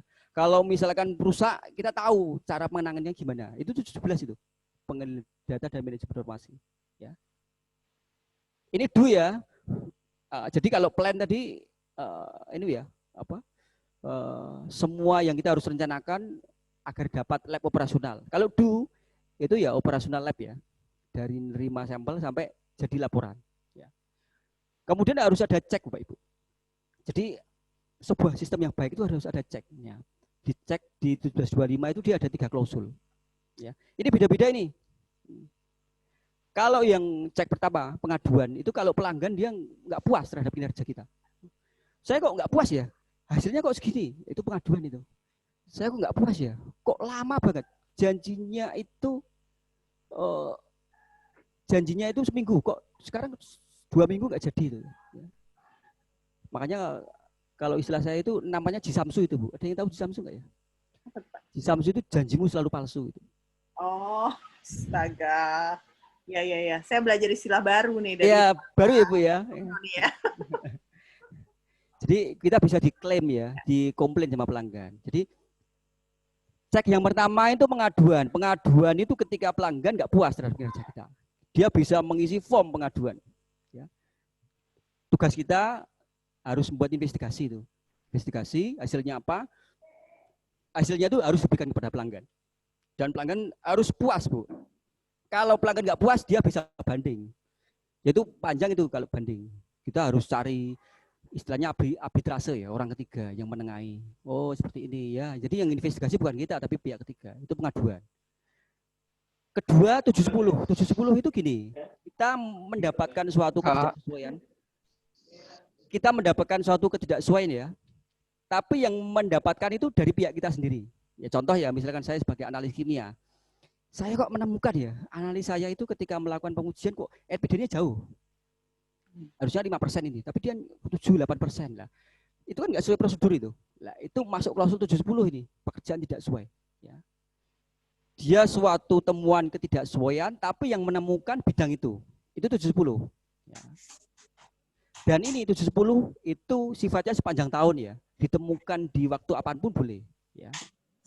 Tapi kalau yang 788 audit internal itu dia terjadwal. Terjadwal dan yang menemukan harus orang lain. Ya, biasanya ya auditor. Auditor itu ya yang mengaudit di lab kita dan bukan bidang itu ya. Jadi saya nggak boleh nih ngaudit bidang kimia, nggak boleh. Kebetulan saya analis kimia ya. Tapi kalau saya ngaudit manajer puncak, ngaudit pelayanan boleh. Karena saya kan tidak ada konflik kepentingan. Nah ini ya, cek yang ketiga ini ya. Jadi bisa ditemukan konsumen, bisa ditemukan oleh pihak kita sendiri dalam satu bidang atau satu departemen katakanlah kalau di pabrik ya atau di perusahaan. Tapi kalau audit internal itu di bidang lain. Biasanya auditor. Dan audit internal ini dia biasanya waktunya khusus, tidak sepanjang tahun ya. Terjadwal dia ya. Dan ini ya action ya. Jadi kalau sudah plan, sudah do, ada cek. Cek itu kan pasti ada temuan itu. Harus ada tindakan ya Bapak Ibu. Lah yang 87 ini, saya balik lagi ya. Kalau 710, sorry ya, kalau 78, outputnya dia berupa investigasi. Ya. Kalau 710, pekerjaan tidak sesuai, saya menemukan ketidaksesuaian di tempat saya, outputnya ini tindakan perbaikan. Jadi tindakan secepat-cepatnya ya untuk menutup temuan itu namanya tindakan perbaikan. Ya. Misalkan saya misalkan ya, oh ada temuan kok atap lab saya bocor ya, tindakan perbaikannya apa? Ya secepatnya ambil ember untuk agar sampai ini ya, jangan sampai airnya itu menggenang ke lantai. Ya, itu namanya tindakan perbaikan. Tindakan perbaikan itu nggak boleh lama ya, harus secepat-cepatnya lah, asap ya. As soon as possible itu asap itu. Nah, setelah tindakan perbaikan itu kita harus berpikir nih, ini gimana nih untuk perbaiki jangan sampai bocor lagi. Namanya peningkatan. Jadi untuk mencegah agar tidak bocor itu namanya peningkatan. Ya. Nah kalau peningkatan ini opsinya banyak. Kalau kita punya kemampuan sendiri ya silakan ditempel sendiri naik ke genteng. Tapi kalau nggak berani ya silakan panggil tukang. Opsinya banyak kalau peningkatan. Nah untuk kita milih opsi yang mana itu dengan 85 resiko dan peluang itu Pak Ibu. Ya, jadi kalau kita kerjakan sendiri ya itu resikonya tidak keluar uang ya. Tapi mampu nggak kita nempel? Kalau nambal misalkan nambal genteng kalau cuma 1 lantai boleh ya. Kalau 10 lantai kan kita juga mikir-mikir juga ya. Nah itu namanya tindakan resiko dan peluang. Jadi kita milih opsi yang mana kita pilih, itu resiko peluang. Ya. Dan opsi yang kita pilih yang mana itu namanya peningkatan. Ya. Dan yang terakhir, setelah ada plan, do, check, action, kita mereview ya pada akhir tahun biasanya. Jadi awal tahun ya 1 Januari itu biasanya lab dia punya namanya sasaran mutu. Ya. Sasaran mutu itu biasanya satu gini. Saya dalam setahun target saya dapat 1000 pelanggan. Ya. Melakukan pengujian dengan parameter 5.000. Ya. Training 20 kali misalkan gitu ya. Kemudian tingkat kepuasan konsumen 85%. Ya. Itu namanya sasaran itu. Nah, semua sasaran itu harus direview ya teman-teman semua pada akhir tahun. Nah, kegiatan untuk menilai apakah sasaran yang telah kita tetapkan pada awal tahun tadi tercapai atau tidak. Itu namanya kaji ulang manajemen ini. Ya. Sambil menetapkan sasaran mutu tahun berikutnya. Ya. Ya. Nah gitu Bapak Ibu, teman-teman semua. Kalau ini dibuat dalam bentuk tabel ya, seperti ini ya. Ini plan, do, check, action. Ya. Kalau dianalogikan dalam roda ya. Ini roda sistem mutu ini. Ya. Roda sistem mutu seperti ini ya. Jadi plan, do, check, action itu terus naik ya. Naik. Nah, itu namanya continuous improvement. Continuous improvement itu apa? Dalam bahasa agama itu hari ini harus lebih baik dari hari kemarin. Kalau kemarin itu tingkat kepuasan konsumen 80%, ya sekarang minimal 80,5 lah. Ya. Ada peningkatan sedikit. Ya. Kalau kemarin itu dapat pelanggan 1000 ya paling enggak sekarang 1001 lah. Ya. Itu peningkatan itu. Ya. Ini harus naik terus ya ke atas ya, nggak boleh turun ke bawah. Makanya perlu ada yang ganjel ya. Ganjelnya itu namanya sistem manajemen. Ya. Kebetulan kalau di lab itu namanya sistem manajemen mutu ISO IC 1725 2017. Ya. Mungkin gitu. Okay. Ini untuk paparannya. Oke. Ya. Ya. Baik. Silakan Mbak Ibu, teman-teman semua. Ya, kalau ada pertanyaan, ya silakan. Ya. Sudah dibuka sekarang ya Bu sesinya Ibu ya? Sudah Pak, sudah. Ya. Sudah ada beberapa yang bertanya nih Pak. Ya silakan Bu. Terima kasih Pak Mulyono, saya bacakan aja ya Pak ya. Ya. Dari ini Mas kayaknya Gervasius Harwin Wangrimen. Kalau untuk klausul 7.7 mengenai perbandingan eksternal, apakah lab eksternalnya harus juga sudah memenuhi atau tersertifikasi ISO IC 17025 Pak? Ya, harus. Ruang lingkupnya juga harus masuk. Ya. Jadi misalkan saya nguji protein ini, ya sana ya juga harus ruang lingkup protein sudah masuk. Setara ya Bu ya? Ya. Ya, oke. Clear ya, kayaknya ini clear. Oke, ini dari Novi Ricardo Pak. Tadi dijelaskan bahwa data hasil pengukuran lab dirahasiakan ya di 4.2. Ya. Bagaimana jika user menggunakan data untuk publikasi? Yang Bu, kalau kita nge-share nggak boleh, tapi kalau user boleh. Nah, karena penyedia berlaku ya? Hanya kita ya. Ya, user boleh. Oke. Yang nggak boleh labnya mungkin ya? Ya. Ya kalau publikasi asal atas izin pelanggan boleh Bu. Saya mau publikasi hasil pengujian ini, saya share di website saya. Boleh nggak? Kalau pelanggannya membolehkan ya kita boleh. Asal ada persetujuan dari pelanggannya. Oke. Ya, clear ya, Novi Ricardo. Lalu kemudian dari Mbak Indah nih, izin bertanya Pak, terkait jaminan standar ISO 17025 ini, terkadang masih banyak lab yang metode pengujiannya belum terakreditasi seluruhnya, namun labnya itu sudah terakreditasi. Jika ada kasus seperti itu, apakah tetap bisa dinyatakan bahwa metode pengujian yang dilakukan di lab tersebut sudah terakreditasi jika digunakan sebagai pihak ketiga suatu klien? Aduh ya, jadi kalau ruang lingkupnya belum terakreditasi itu nggak boleh pakai simbol akreditasi ya? Nggak boleh. Jadi sekarang ada pemisahan itu, klausul yang baru. Jadi misalkan lab ya, ada pelanggan datang, dia ngujikan misalkan ada 10 parameter, tapi yang masuk ruang lingkup akreditasi hanya 8. Berarti harus 2 sertifikat ya. Yang 8 itu dia pakai simbol KAN atau logo akreditasi, Yang 2 tidak boleh pakai logo kan itu. Hmm. Harus, Bu. Ya. Nggak boleh itu pakai nggak boleh pakai simbol akreditasi. Ya. Karena itu kan jaminan ya bahwa dia pengujiannya kan sudah kompeten lah kalau sudah ada logokannya. Berarti nggak boleh ya Pak ya? Nggak boleh Bu. Terus Itu yang ada- termasuk klausul berat ya Bu. Kalau itu dilanggar itu bisa pembekuan itu.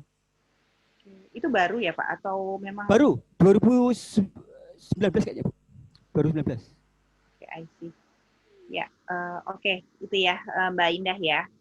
Saya lanjut dari Mbak Husna Munawar. Beliau fresh graduate dari Kimia UNY. Nah, tetangganya Pak Mulyono nih. Apabila terjadi pengaduan oleh customer karena customer tidak puas dengan hasil yang diperoleh dari lab dan ternyata dari lab lah yang bersalah. Lalu langkah apa yang perlu dilakukan lab itu untuk mengembalikan kepercayaan customer? Waduh. Gini ya. Makanya kan saya sering sih, termasuk di lab saya kan juga sering, saya dapat pengaduan lah. Ada yang nanya, Pak hasilnya segini ya, sedapat mungkin kita perjelaskan. Jelaskan itu artinya gini ya, kita jelaskan dari awal, gitu loh. Sampai data pengujiannya saya buka itu. Kita nimbangnya ini.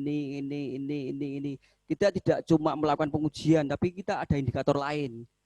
Contohnya apa? Kita pakai referen material. Referen material itu benar. Kalau referen material benar, berarti pengujiannya ini juga benar. Jadi saya jelaskan detail itu, Bu. Ya. Tapi kalau kira-kira pelanggan mungkin kurang puas, ya bisa, Bu. Jadi harus ada penengah itu, arbitrase ya. Jadi ada pihak ketiga yang melakukan investigasi. Lah nanti pihak ketiga itu yang memberikan justifikasi ya, atau memberikan penilaian. Lab harus bagaimana, termasuk pengujian harus diulang, boleh. Ya. Jadi yang memberikan keputusan pihak ketiga, bukan lab, bukan pelanggan. Dan kalau pihak ketiga itu memberikan penilaian ya mau nggak mau pelanggan harus puas, nggak boleh nggak puas. Ya. Oke, ya. Oke, ini terus terkait dengan kaji ulang manajemen dilakukan 1 tahun sekali, efektif lah ya Pak ya? Ya, setahun sekali. Minimal, Bu. Minimal setahun sekali. Tahun toh. sekali. Oh, ini Pak Husna ternyata, mohon maaf Pak Husna. Oke, terus dari Pak Ahmad. Saya seorang laboran di SMA, bagaimana cara mengelola lab saya supaya lebih produktif? Gitu Pak. Laboratorium SMA Pak. Oh gini, saya punya tip ya Pak siapa? Pak Ahmad Pak. Pak Ahmad. Silakan Pak. Silakan buka klausul 1725. Ya. Jadi 1725 itu bukan berarti labnya sudah terakreditasi ya. Kalau dalam tahap belajar boleh. Ya. Silakan dibuka-buka. Oh klausulnya harus gini. Ini aja. Dilakukan perlahan-lahan saja.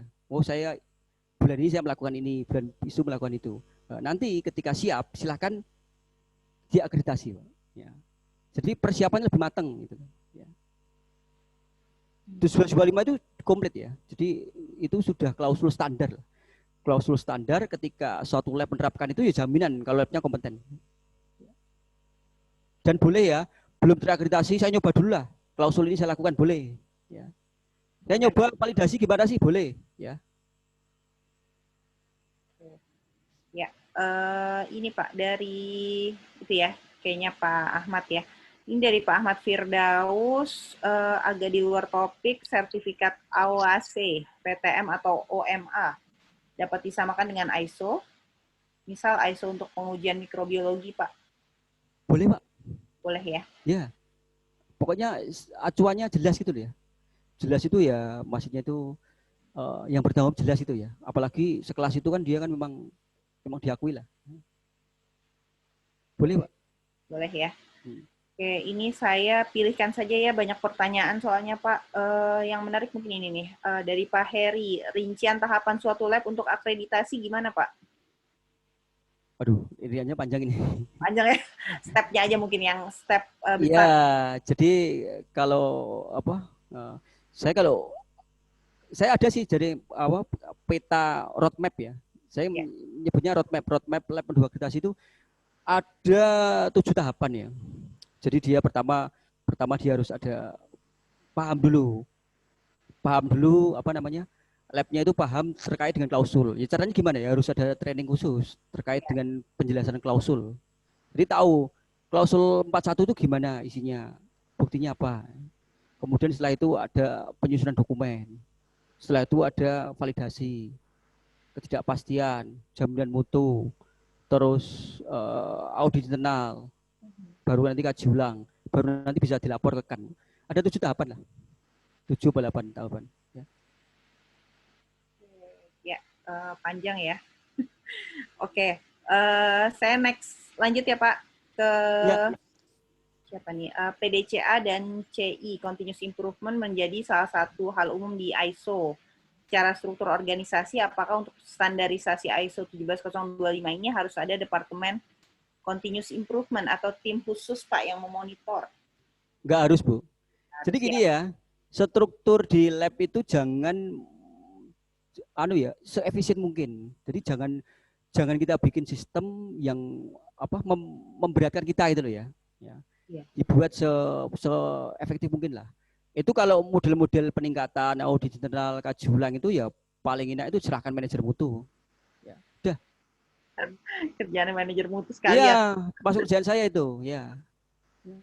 Jadi gini, terkait dengan teknis pengujian ya, itu serahkan manajer teknis. Terkait dengan CI ya, Continuous Improvement, audit internal, itu serahkan manajer mutu. Terkait dengan pelanggan, terkait dengan saya mau beli media, beli reagen, beli media habis, itu kalau saya serahkan manajer administrasi. Udah. Dia kan punya tanggung jawab sendiri-sendiri itu. Nah, itu ya. Oke, ya. Itu lalu, ini dari Pak Iso Supreso. Izin bertanya terkait proses sertifikasi laboratorium 17025 dengan resertifikasi setelah 5 tahun itu ada perbedaannya kah Pak dari levelnya? Oh enggak, Bu. Jadi sama ya Pak ya? Ya, ini saya ini contoh ini ya.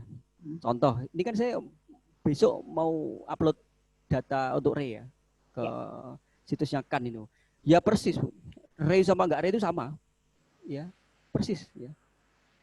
Jadi dokumennya sama semua. Hanya bedanya kalau RE itu kita nanti sertifikatnya nomornya pakai nomor yang lama, tidak nomor baru. LP berapanya itu ya. Misalkan tempat saya LP 111 misalkan ya, IDN ya nomornya tetap ya. Itu RE ya. Dan boleh misalkan kemarin saya kok ruang lingkupnya 30, saya kebanyakan ini yang 10 ternyata jarang yang berminat. Saya kurangi jadi 20 ya boleh. Bisa nambah, bisa kurang, bisa dihilangkan boleh, Pak. Mudah-mudahan jelas. Ini dari Mbak Tunjung ya. Oh ini Pak, boleh dikasih range Pak rentang biaya untuk proses sertifikasi? Ini mungkin mau proses sertifikasi nih Pak. Sertifikasi di KAN itu ada aturannya nggak ya Pak? Ada aturannya, kan ada. Ada Bu, silakan di-download di situsnya KAN. Kemudian biaya sertifikasi berapa itu? Ya, ada di websitenya KAN ya. Ya, biasanya sih pendaftaran 5 juta. Kemudian iuran tahunan pertama 1,5. Kalau asesor itu tergantung, Bu. Jadi ya, itu hitungannya gini, asesornya berapa kali hari kali 3,5 itu udah. Oke, nanti lebih lanjutnya bisa lihat di websitenya KAN ya. Betul. Oke, next ya Pak. Apakah semua uji yang ada di laboratorium berdasarkan SNI dan tempat pengujian apakah harus lab yang terakreditasi? Maksudnya apa ya? Kurang jelas saya ini kalau pertanyaan ini. Ya, saya juga bingung nih Pak. Apakah semua uji yang ada di laboratorium berdasarkan SNI? Nah, mungkin gitu ya. Ya, kalau metode bebas ya. Bebas ya. Kalau kita kok nggak serg dengan satu SNI, atau jangan lupa ya, konsumen ini juga kadang minta ya. Iya. Jadi saya tuh mau mengujikan, misalkan datang ya pelanggan, saya mau mengujikan tahun depan 2021, saya komit ya, nanti sampelnya 1000 ini, setiap hari jumlahnya 5 ya, misalkan gitu ya. Tapi saya minta pengujiannya pakai standar Jepang katanya boleh, ya, makanya kita validasi, boleh, enggak harus SNI ya. Asal metodenya baku ya, metode baku itu maksudnya dari badan atau lembaga yang sudah kredibel ya. SNI, misalkan kalau Jepang itu JIS, kalau material itu Amerika itu ASTM, ya. Kalau Australia itu ANZ, yang kredibel lah pokoknya lah. Ya. Yang jelas itu loh ya. Oke. Ya, saya next.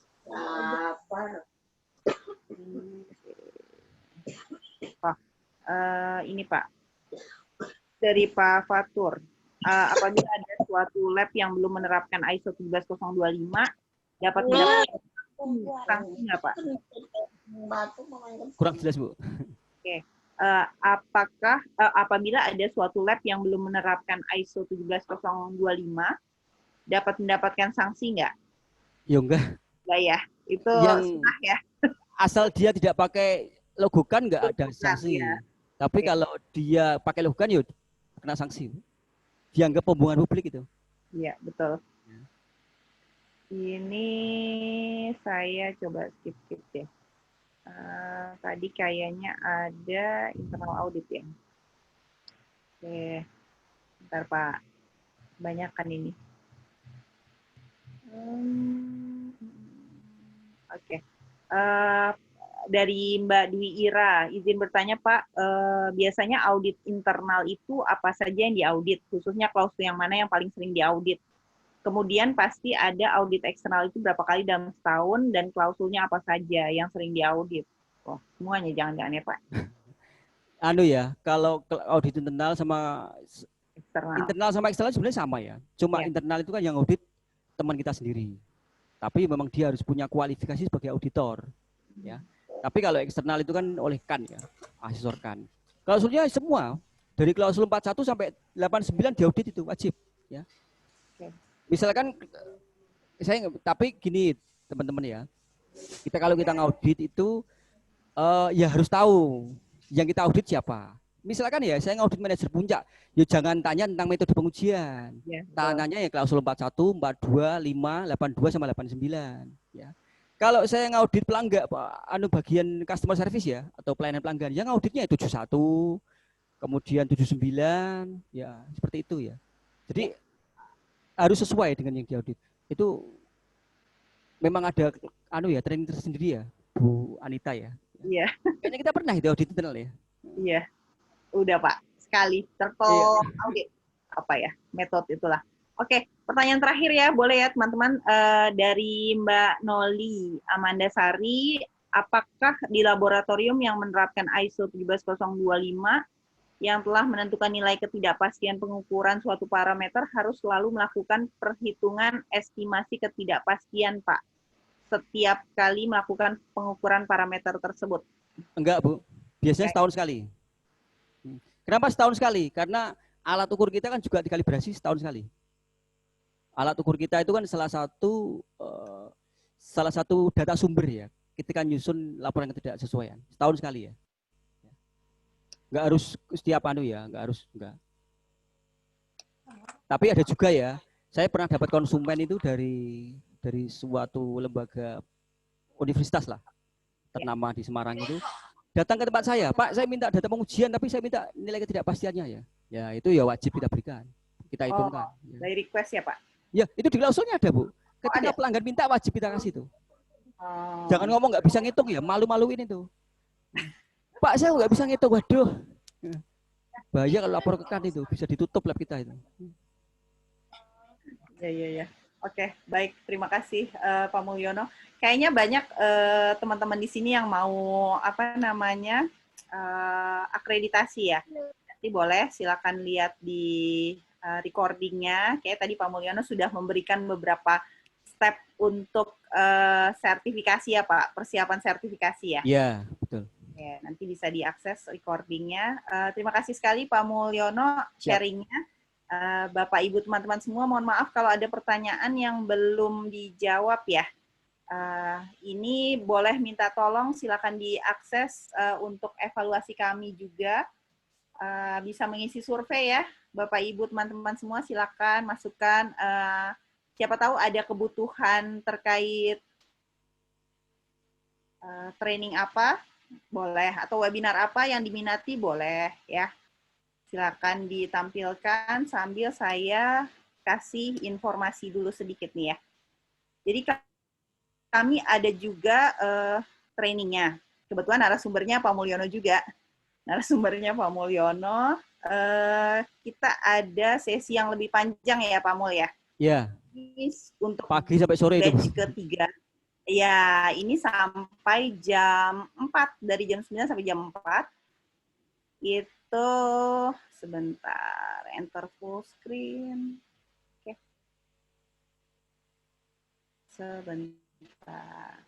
Ya, rencananya insya Allah di tanggal rencananya insya Allah di tanggal 7 November. Silakan teman-teman yang mau lebih dalam terkait ISO 17025 bisa join ya. Untuk sampai dengan tanggal 10 Oktober ada pre-sale. Jadi inilah ya, harganya masih reasonable ya Pak ya? Ya. Oke. Masih oke lah pokoknya. Itu 100.000 untuk mahasiswa, fresh graduate atau job seeker, dan untuk umum silakan di 200.000 ya. Oke, itu materinya apa? Materinya lebih dalam dari hari ini sih. Kita akan bahas satu persatu klausul yang ada di ISO IC 17025 ya. Oke, itu soal ini. Pendaftaran dibuka sampai kapan? Sampai mendekati tanggal 7 November bisa. Tapi untuk pre-sale-nya hanya berlaku sampai dengan 10 Oktober ya. Gitu ya. Pembicaranya siapa? Pembicaranya tetap Pak Mulyono ya. Lagi ya Bu ya? Materinya nanti akan lebih detail dari hari ini ya. Karena hari ini hanya introduction saja. Lalu kemudian kita juga ada agenda berikutnya yaitu Food Safety System. Itu ada GMP, HACCP, ISO 22018, lalu kemudian ada FSSC juga. Kapan dilakukannya? Insya Allah hari, sebentar saya kok lupa ya, hari Sabtu minggu ini, weekend, 10 sampai 11 Oktober, jamnya jam berapa? Jam 9 sampai jam setengah 3, insya Allah. Lalu kemudian untuk teman-teman yang sudah join sekarang, kita juga ada special price nih, untuk mahasiswa, fresh graduate, job seeker itu di angka 100.000, lalu kemudian untuk umum di angka 200.000. Tapi ini hanya sampai registrasi 8 Oktober, gitu ya.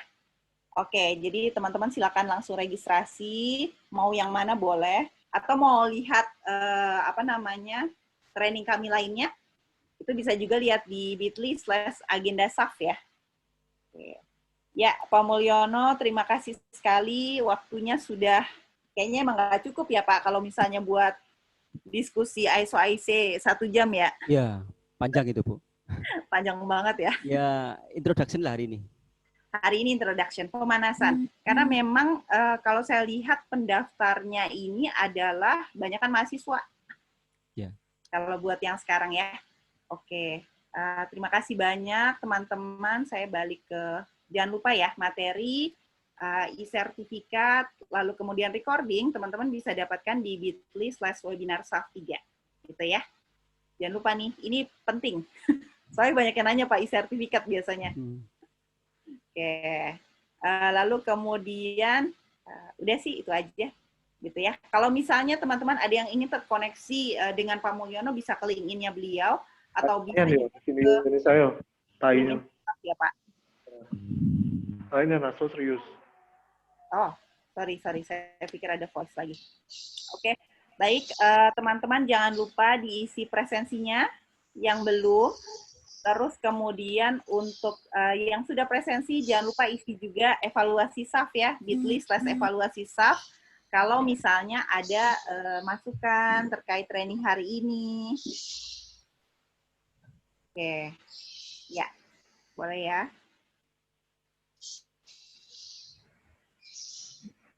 Ini saya stop sharing dulu. Ya, ini diingat ya, bit.ly/webinar-saf 3. Lalu kemudian agenda SAF lainnya bisa juga di bit.ly/agenda-saf. Oke, jangan lupa isi presensi. Sebentar. Jangan lupa isi presensi dan survei ya untuk hari ini. Silakan dimasukkan di bit.ly/evaluasi SAF, gitu ya. Karena memang untuk e-sertifikat akan mengacu pada presensi dan penilaian akhir ini, evaluasi SAF, ya. Nggak apa-apa. Oke, baik. Terima kasih. Ini MPM 1717 Enggak, passwordnya MPN. Wah, ini ada yang ngomongin MPN nih. Saya jadi ingat lab mikro ya, Pak. Zaman dulu lab mikro ya. Oke, baik. Saya cukupkan karena di beberapa tempat sepertinya sudah azan, apalagi yang dari ini ya, Indonesia Timur ya. Baik, teman-teman, jangan lupa sambil isi juga evaluasi SAF, lalu kemudian presensi ya. Pastikan Bapak Ibu, teman-teman semua sudah isi presensi. Saya Anita dari SAF Suprema Utama mengucapkan terima kasih partisipasinya, antusiasnya juga. Terima kasih juga Pak Mulyono sharingnya sore ini. Next time kita sharing-sharing lagi ya Pak. Ada banyak serinya sepertinya ya. Oke. Webinar SAF selanjutnya teman-teman juga bisa akses ke LinkedIn-nya SAF, silakan. Oke, saya tutup ya Bapak Ibu sekalian. Terima kasih banyak partisipasinya. Semoga bermanfaat. Amin. Oke, baik. Terima kasih ya semuanya. Jangan lupa mengisi presensi dan evaluasi. Saya Anita dari SAF Suprema Utama. Undur diri dulu ya. Terima kasih banyak. Assalamualaikum warahmatullahi wabarakatuh. Waalaikumsalam warahmatullahi wabarakatuh. Terima kasih Bapak. Assalamualaikum. Silakan. Terima kasih Bapak. Makasih Bapak.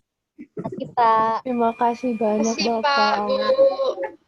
Iya, makasih Pak, Bu. Ya, silakan yang mau keluar. Pak Mulyono, terima kasih banyak ya. Terima kasih banyak Oke, Bu. Bapak. Sama-sama. Assalamualaikum.